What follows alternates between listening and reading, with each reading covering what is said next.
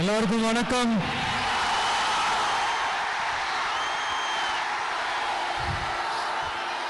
நான் பேசுறது கேக்குதா?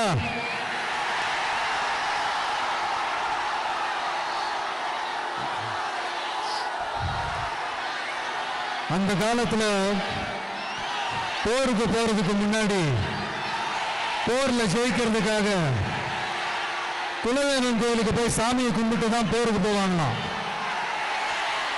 அந்த மாதிரி அடுத்த வருஷம் நடக்க போற ஜனநாயக போருக்கு தயாராகிறதுக்கு முன்னாடி நம்ம மக்களை உங்க எல்லாரையும் பார்த்துட்டு போலான்னு வந்திருக்கிறேன்.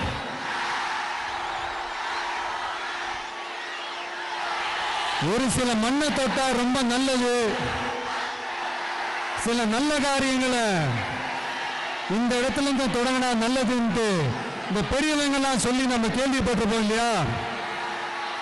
அந்த மாதிரி திருச்சியில தொடங்கின எல்லாமே திருப்பு முனைய அமையும்னு சொல்லுவாங்க. அதுக்கு நிறைய எக்ஸாம்பிள்ஸ் இருக்கு.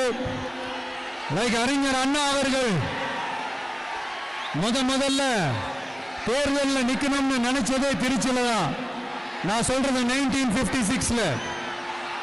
அதுக்கப்புறம் புரட்சி தலைவர் எம்ஜிஆர் அவர்கள் அவருடைய முதல் மாநில மாநாட்டை நடத்தினதும் திருச்சியில தான். நான் சொல்றது 1974ல. அந்த மாதிரி திருச்சிக்குன்னு நிறைய வரலாறுகள் இருக்குது. நம்ம கொள்கை தலைவர் பெரியார் அவர்கள் வாழ்ந்த இடம், மலைக்கோட்டை இருக்கிற இடம், கல்விக்கு பேர் போன இடம், மதச்சார்பின்மைக்கும் மத நல்லிணக்கத்திற்கும் பெயர் பெற்ற இடம், கொள்கை உள்ள மண் இது.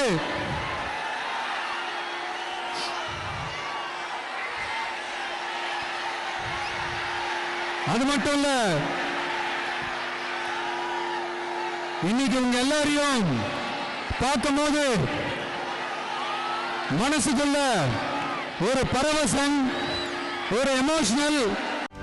செய்திகளை உடனுக்குடனும் துல்லியமாகவும் தெரிந்து கொள்ள சப்ஸ்கிரைப் பண்ணுங்க.